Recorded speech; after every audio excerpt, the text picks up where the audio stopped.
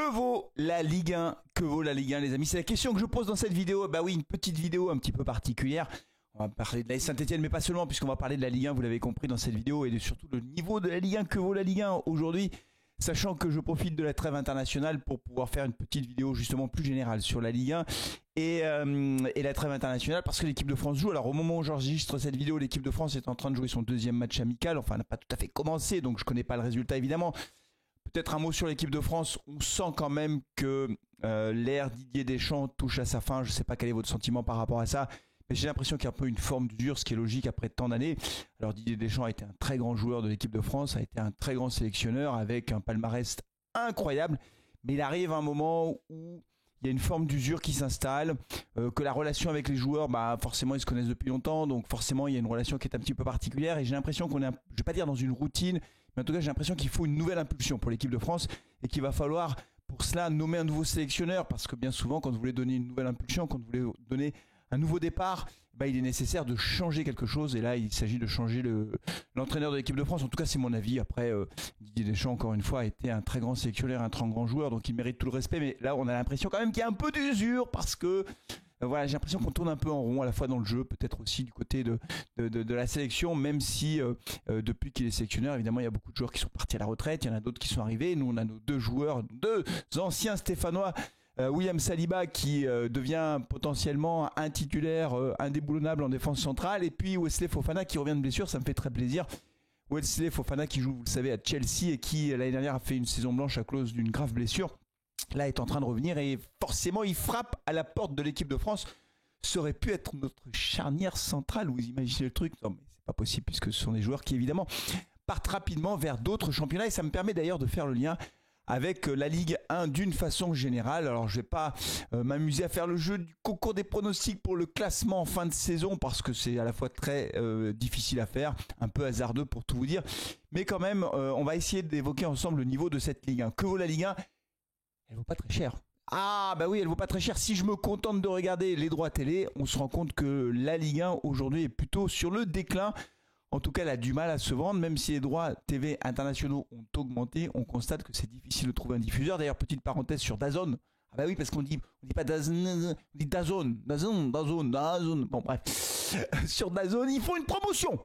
Voilà, ils se sont rendus compte que c'était trop cher, alors ils font une promotion. Alors du coup, les 100 000, là, il y en a 100 ou 150 000 qui ont pris l'abonnement avant la promotion. Bah ils se disent, mais attends, mais je me suis fait avoir en fait. Moi, j'ai souscrit dès le début, donc je me suis fait avoir.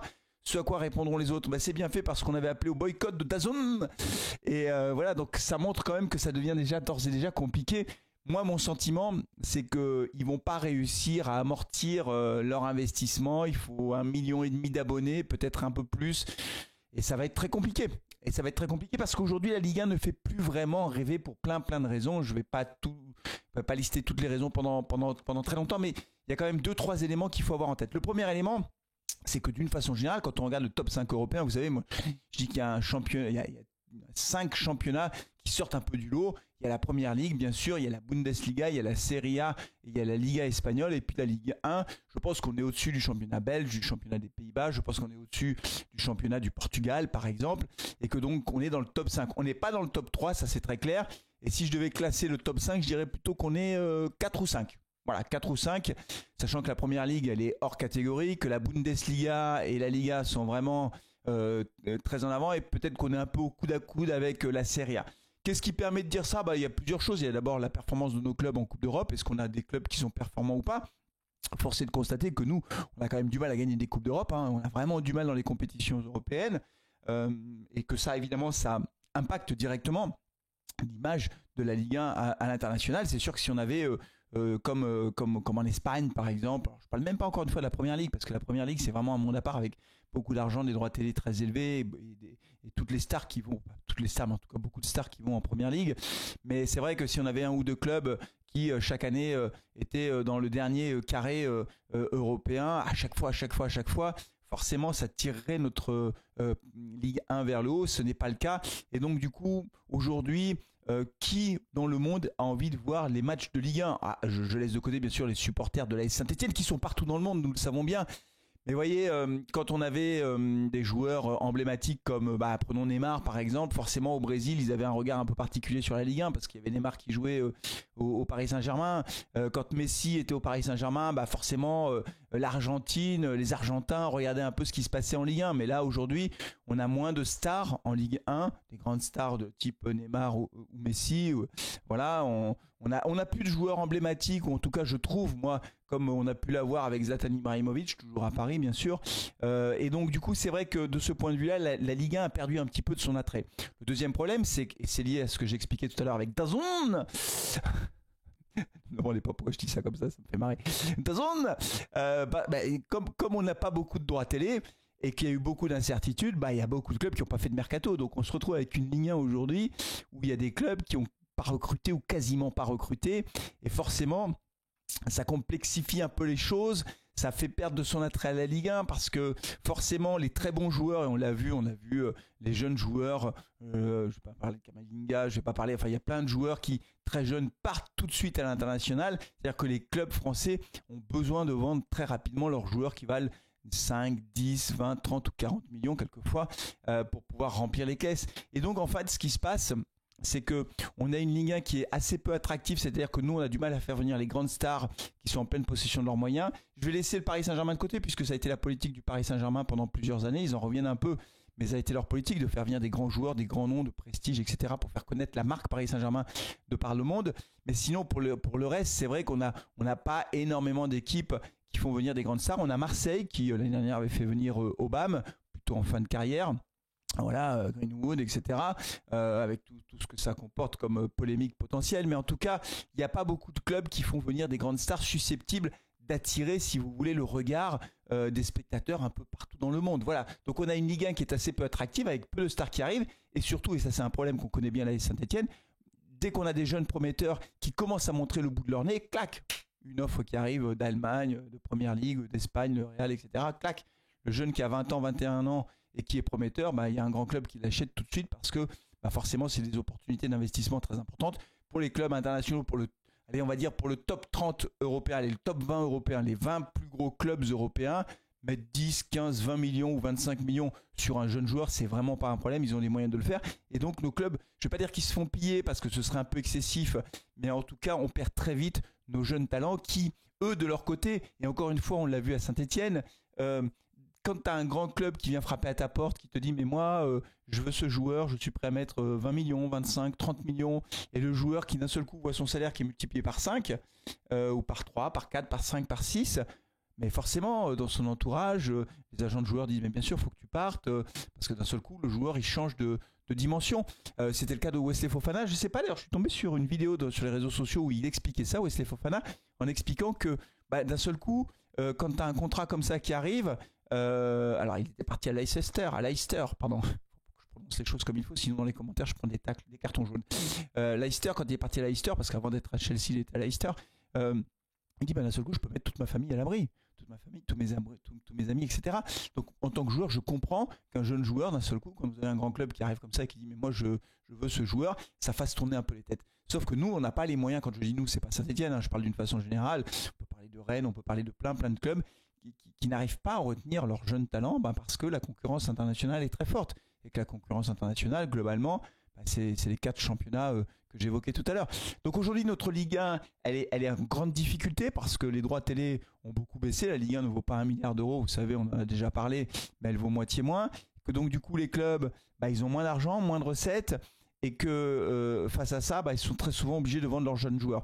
Pour cette saison, il n'y aura pas beaucoup de surprises à attendre. Il y a le Paris Saint-Germain qui sera certainement devant, qui est déjà devant, ils sont déjà premiers. On a aujourd'hui au classement, après 3 journées, on a Marseille qui est deuxième avec 7 points. Je pense que l'équipe de Marseille est intéressante cette saison. Je la trouve plus équilibrée, on verra ce que ça donne. En tout cas, je pense qu'ils joueront le haut du classement. À mon avis, cette année, ils pourront prétendre à jouer la Ligue des Champions, c'est-à-dire finir dans les 3 premiers. En tout cas, je pense qu'ils ont l'effectif pour. Peut-être que leur banc est un petit peu juste. Et puis, on a également l'équipe de Monaco qui a fait un début de saison plutôt intéressant, qui elle aussi a 7 points, d'ailleurs comme Nantes et Lens, d'ailleurs sur les équipes qui ont 7 points. Et je pense que Monaco sera aussi dans le haut du classement, avec une équipe de Lens aussi qui est plutôt pas trop mal partie. Après, dans le ventre mou du classement, j'ai envie de dire que là, pour le coup, l'intérêt du championnat français, je ne vais pas dire qu'il équivaut à l'intérêt du championnat espagnol ou allemand, mais c'est vrai que en dehors du top 5 ou du top 7 de chaque championnat, le ventre mou des autres championnats, je ne vais pas dire que ça a le même intérêt, mais quasiment en fait, si vous voulez, pour prendre un exemple, celui qui est 10e en Liga et celui qui est 10e en Ligue 1 ou 10e en Bundesliga, c'est des équipes qui, je ne veux pas dire qu'ils ont le même niveau parce qu'il y a certainement des écarts de niveau, mais je pense que les écarts se font surtout sur le top équipe. Vous voyez ce que je veux dire? C'est que l'écart entre les championnats se fait plutôt sur les équipes qui chaque année jouent les Coupes d'Europe, jouent le titre, parce que là il y a des moyens financiers qui sont sans commune mesure avec nous. Je laisse la première ligue de côté parce que en Angleterre, même la deuxième division, quelquefois attire sur certains clubs plus de spectateurs que chez nous en Ligue 1. Donc ils sont vraiment dans un univers à part. Mais pour le reste, je pense que vraiment l'écart pour le championnat français se fait plutôt sur le haut du classement qui a moins de moyens financiers et qui donc ne peut pas investir de la même façon. Est-ce que pour autant ça rend notre championnat moins intéressant? Je ne pense pas. Je pense que notre championnat est relativement intéressant en fait. Moi, j'ai regardé beaucoup de matchs depuis le début de la saison. On voit des matchs. Alors, c'est pas la folie, c'est pas du football champagne. Je pense qu'on manque un peu en termes d'animation offensive, quelquefois, on manque un peu de créateurs, de buteurs. Les buteurs sont très ciblés par ceux qui sont capables de faire le jeu au milieu de terrain. Alors les défenseurs aussi, on l'a vu à Saint-Étienne, mais c'est vrai qu'on a du mal à garder des très bons attaquants. Un attaquant en Ligue 1 qui marque 10 buts, vous pouvez être sûr qu'il est rapidement sollicité, 10-15 buts, il est rapidement sollicité. Et c'est vrai que malgré tout, malgré ce point un peu faible, j'ai envie de dire, moi je regarde les matchs avec un certain plaisir, parce que voilà, il y a du suspense, que les matchs ne sont pas joués d'avance. Ce qui me frappe beaucoup, et ça c'est peut-être un point aussi qui quelquefois est sous-estimé, c'est que malgré tout, c'est un championnat qui reste difficile.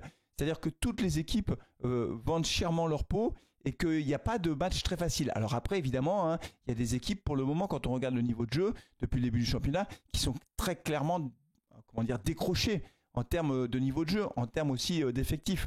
Je pense que ce sera très difficile cette saison pour Montpellier. Montpellier, je trouve, a un niveau de jeu qui n'est pas très fort. On les avait joués en match amical. Franchement, je trouve que c'est une équipe qui a été fortement impactée, évidemment, par la baisse des droits télé.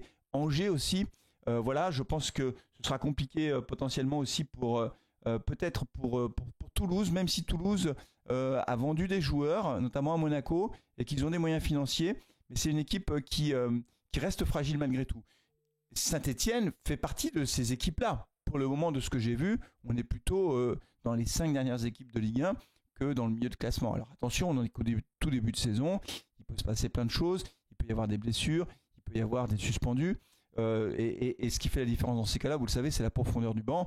Voilà, les équipes n'ont pas toutes une profondeur de banc importante. Nous, à Saint-Étienne, on a tellement de joueurs qu'on ne sait plus où les mettre, donc on a un banc. Ils ne sont pas tous du même niveau, les joueurs, mais pour autant, nous, on a un banc. Voilà, on va le dire comme ça, c'est peut-être le point positif, c'est que quasiment tous les postes sont doublés, ce qui nous permet, d'une façon générale, de pouvoir voir arriver les échéances internationales, les matchs internationaux, où on a des joueurs qui partent, les blessures potentielles ou les suspensions, avec peut-être un peu plus de sérénité que, par exemple, Angers ou Montpellier. Pour le reste, on verra ce qui se passe cette saison, les amis. Moi, j'ai hâte quand même qu'on avance un peu plus dans le championnat pour qu'on commence à y voir un petit peu plus clair. Et puis surtout pour que nous, Stéphanois, on commence à marquer les premiers points dans ce championnat qui, aujourd'hui, ne vaut pas grand-chose, en tout cas aux yeux des droits télé, aux yeux des diffuseurs qui ont du mal, d'une part, à mettre l'argent sur la table et d'autre part, à engranger les abonnés. Et d'ailleurs, les deux sont liés. C'est parce qu'on n'arrive pas à avoir beaucoup de spectateurs qu'on n'a pas beaucoup d'argent sur les droits télé. C'est tout pour aujourd'hui, les amis. C'était le point Ligue 1 avec le favori pour le titre, le Paris Saint-Germain. Vous avez vu. Eh oui, toi qui es supporter stéphanois, t'as remarqué une chose dans cette vidéo. Il y a certains clubs dont j'ai pas parlé. Ah, j'en dis pas plus. Allez, c'est tout pour aujourd'hui. Prenez soin de vous, de vos proches. Et allez les Verts. Ciao.